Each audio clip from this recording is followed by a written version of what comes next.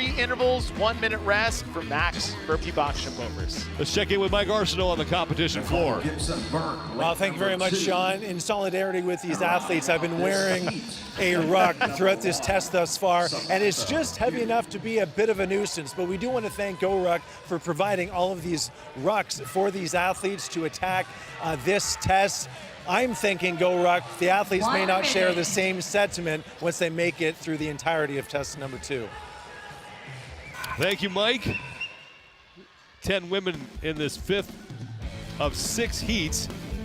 Paige Powers will be in lane number 5, a woman who really started off the year great with that win in Miami at Wodapalooza. Well, started off her career great, what she did in the teen division, and then finally getting back into the limelight, making the games for the first time as an individual last year, and that Wodapalooza win, maybe it's that confidence boost to take her to the next level.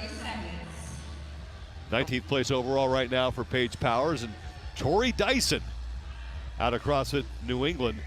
She'll be working out of lane number 3. Dyson's just been she's that training partner for Katrin Davidsdottir forever. Is just trying to crack that individual games performance ceiling out of there in CrossFit New England.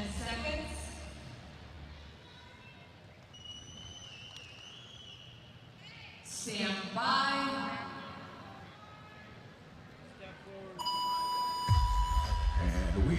5th of 6 heats here in the second test of these semifinals for the women.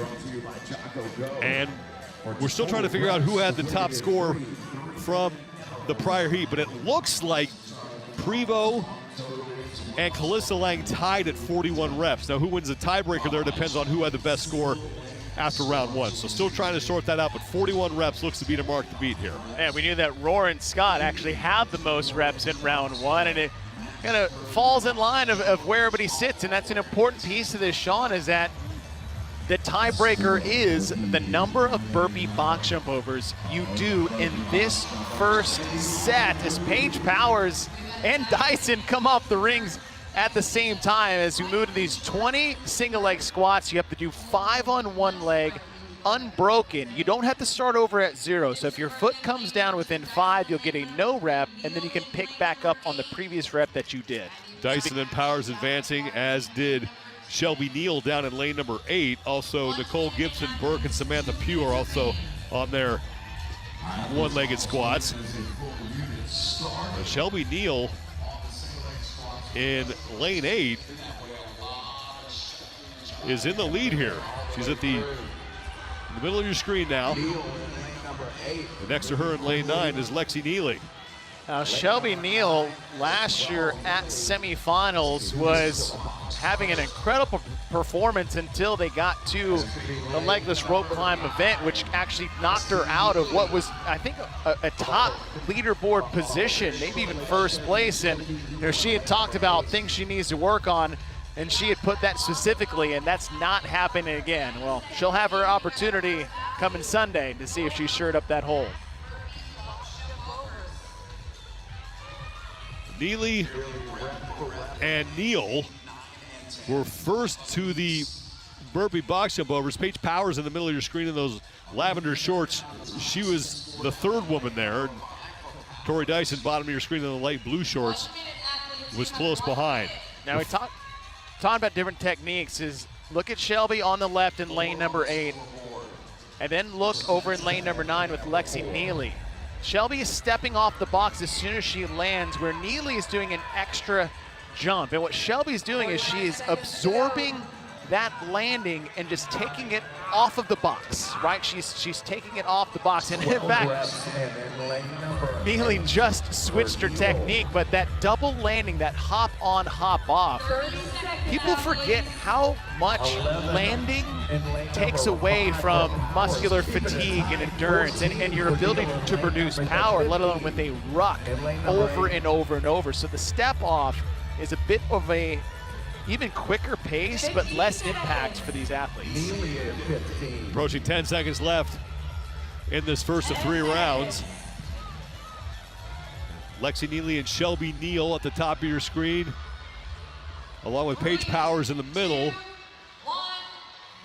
And Tori Dyson. We're close to the front there. We'll have to wait for the totals on that first round. And Speaking of Paige Powers, Mike Arsenault has more on her.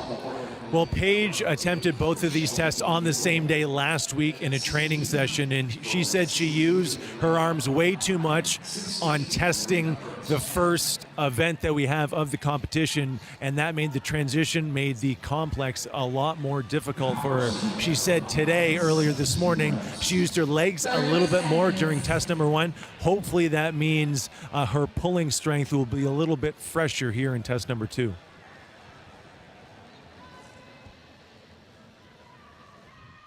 I got to watch the test go this morning, and that sled was an absolute beast of an implement for all athletes, top to bottom, heat to heat. It was a brutal element, and that is definitely going to have a factor on these complexes.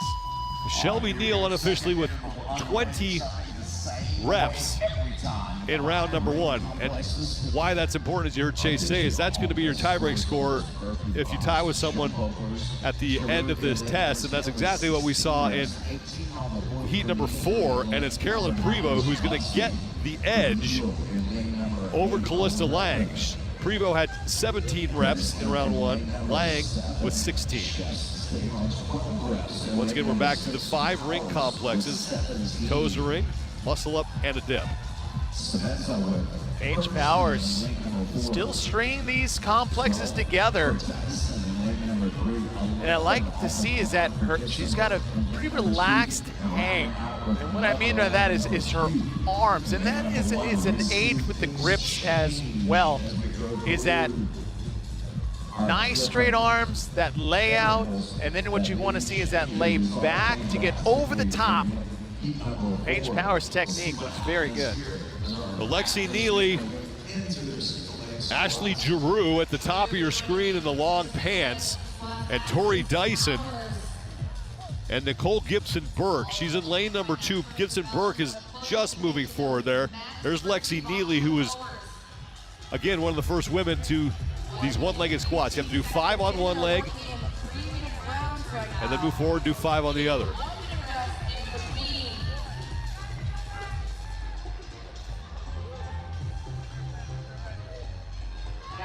And Lexi Neely, only 2 box jump overs back of Shelby Neal, who is now on her second set of 5 one-legged squats. And after these 2, she should move her box to be in line with Shelby Neal.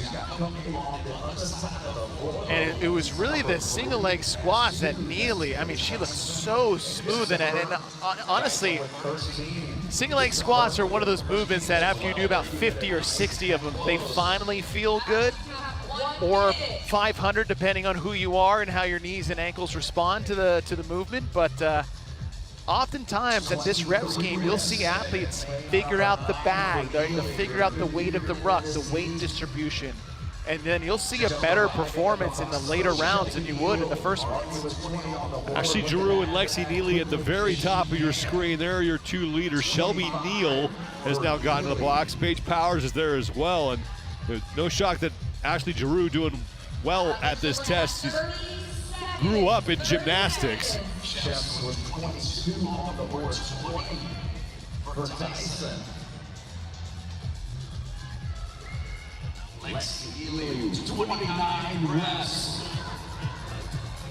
Paige Powers on the left side, Shelby Neal and Lexi Neal on the right. As Lexi Neal is the first to advance her box to the 30 to 40 range. She is now your leader in this heat. 41 reps is the score to beat. 3, 2, 1, rest. Round 2 is now done. The 32 for Lexi Neely is now the leading scorer in heat number 5. Let's bring in Mike Arsenault. Chase, you mentioned in the last heat the importance of ankle flexibility in the single leg squats. For someone like myself who has really poor ankle flexibility but want to get the benefits of the single leg squat, and other people at home who might be in the same situation, how would you recommend us modifying the movement to get that stimulus? For you, Mike, I would just say give up entirely. Just give up all hope. No. When it comes to that, is there's other things you can do. Is putting yourself into. I don't punt to the put on some lifters and elevate your heel. That'll allow you to accomplish the movement, but it won't improve the mobility. And so squatting in flat shoes, no shoes, changing the stimulus of your foot position in regular squats, making sure we're getting low and deep in the squats. Holds are another way. Obviously there's some mobility tools. Work on your calf, Achilles, ankle flexibility. You'd be surprised how much rolling out the bottom of your foot is going to do for some of that passive range of motion in the ankle. Third and final round is underway, and Lexi Neely is our leader. 32 reps on the box jump over. She's on the right side of your screen. Paige Powers in lane number 5 has 27 reps unofficially. She's only 5 back of the lead. Neely is unbroken through that complex. Wow.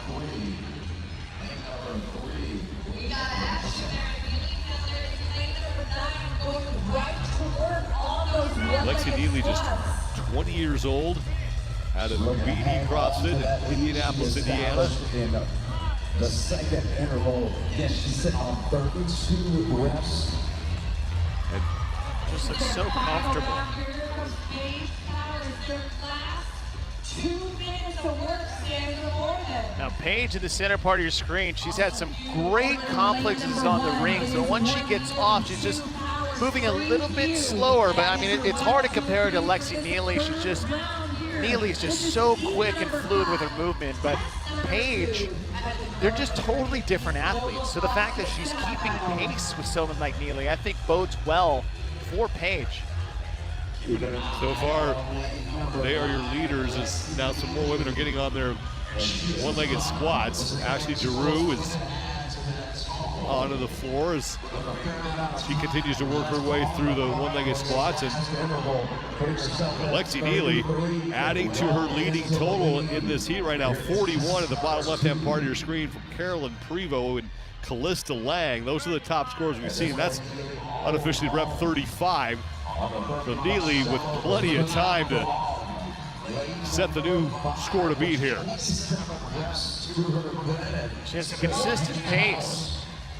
She'll hop on and off the box, do a little two-step turn and go right into the next rep. Ashley Giroux now is onto her burpee box jump overs, top of your screen in the long pants. Now Paige at the end of the last interval, just her pace is just a little bit slower, but at this point in time, Paige has definitely picked it up. So the last 10-15 seconds of set 2, Paige, knowing there's only 30 seconds left, has picked up her pace dramatically. Lexi Neely has now taken the lead. 42 reps and counting for her. 20 seconds to go. 15